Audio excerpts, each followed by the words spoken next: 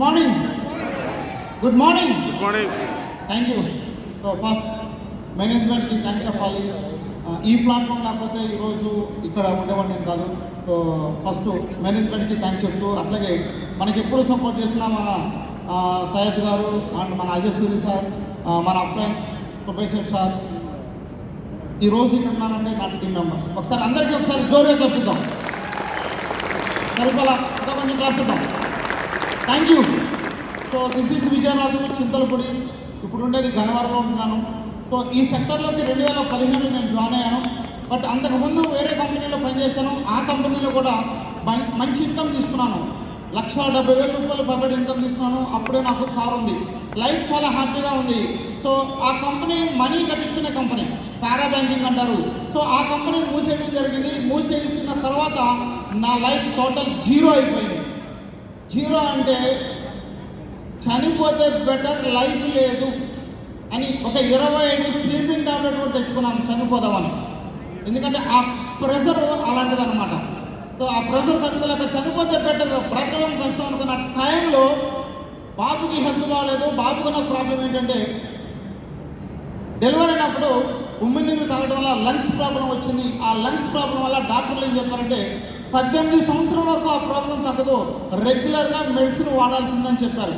So అదే టైంలో నా దగ్గర మనీ లేక ఒక ఫ్రెండ్ దగ్గరికి మనీ కోసం వెళ్తే 500 రూపాయల కోసం ఫ్రెండ్ దగ్గరికి వెళ్తే ఆ ఫ్రెండ్ ఇన్వా ప్రోటీన్ పౌడర్ ఇవ్వటం వల్ల ఆ రిజల్ట్ చూసి 18 సంవత్సరాలకు తగ్గిన ప్రాబ్లం 2 నెలల మొత్తం క్యూర్ అయిపోయిందండి. సో షాక్ అనమాట, ఈ ప్రోడక్ట్ ఇంత రిజల్ట్ అని షాక్ అయ్యి అప్పుడు కంపెనీ గురించి చెక్ చేశాను.